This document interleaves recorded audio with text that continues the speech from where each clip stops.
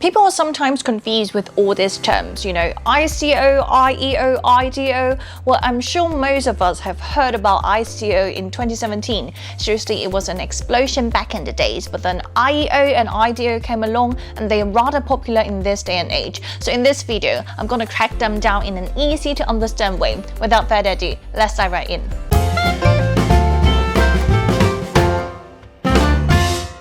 Welcome back to my channel, guys. My name is Jamie, and if you haven't subscribed to my channel, make sure you do it now. My channel provides updated crypto news and crypto project reviews, but of course, not financial advice. My contents are only for entertainment purposes. Lack of funds turns out to be major reasons why startups fail, and over the years, there have been various options for startups to raise money for their businesses. In the traditional way, it could be crowdfunding, angel investment, and venture capital, etc. But the blockchain industry is not much of difference, as various developers and entrepreneurs go through some rigorous process to bring their innovations to life. From concepts to reality, fundraising has been the gateway to transform all this concept into action, and it all started with ICO. ICOs, or initial coin offerings, were first introduced in 2013. It became so popular for developers and projects to raise initial funds for new cryptocurrencies and tokens. The process involves presenting a business proposal known as a white paper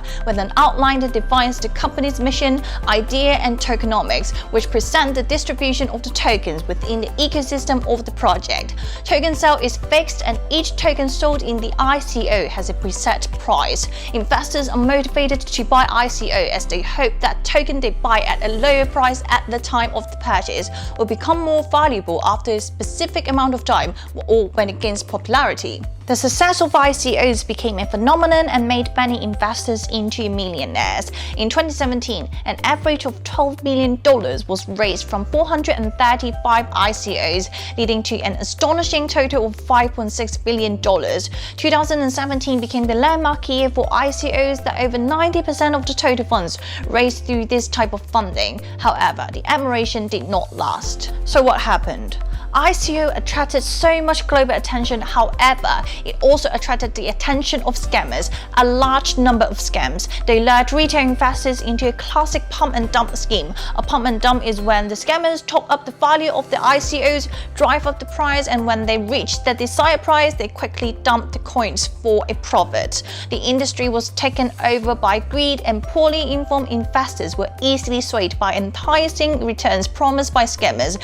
Millions of dollars lost with no chance of recovering the funds whatsoever, since the industry is unregulated. Next is IEO, or initial exchange offerings. The difference between ICO and IEO is quite distinctive. ICO raises money for the project, while IEO uses cryptocurrency exchange to conduct fundraising campaign on the behalf of the company. The company goes to an exchange and both parties agree on specific terms and conditions. The project will utilize the exchange platform for token sale, and the exchange will help in the promotion of the campaign. A listing fee is charged by the exchanges, as well as the percentage of the token sold in the initial exchange offering. And when they're done with the campaign, the token sold will be listed on the crypto exchange. So the uniqueness attached to IEO also gained widespread recognition and trading support from the exchange. Investors were confident with their investment since it involves a third party, and is even better when notable exchanges like Binance came into picture.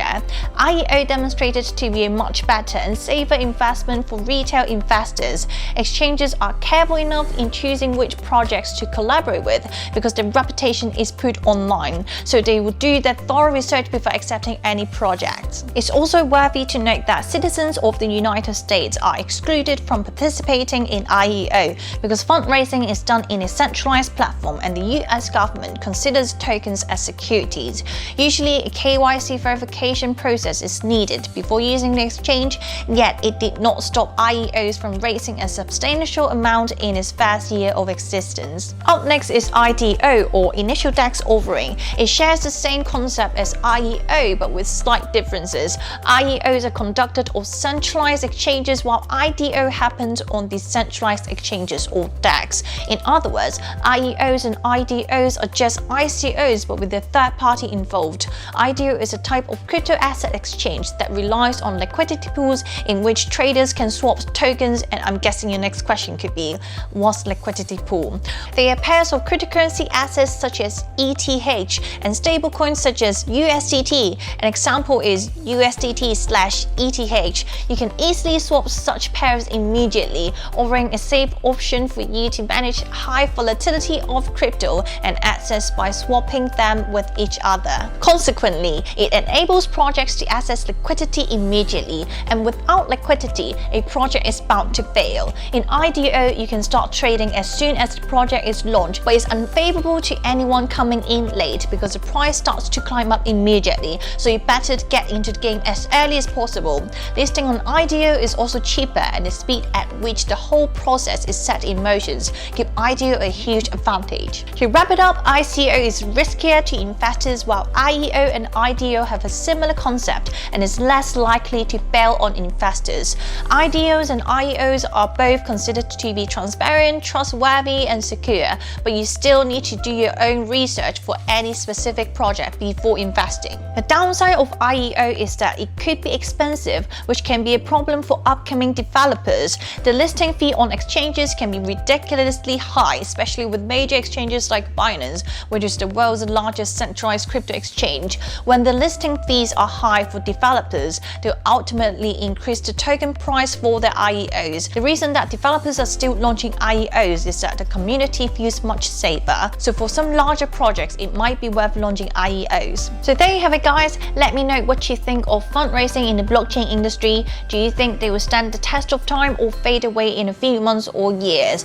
Leave your comments below and let me know what you think. Don't forget to do your own research before investing. If you like the video, please like and subscribe, and I'll really appreciate your comment, motivation, or critics to help me improve the contents of this channel. Thanks for watching and take care.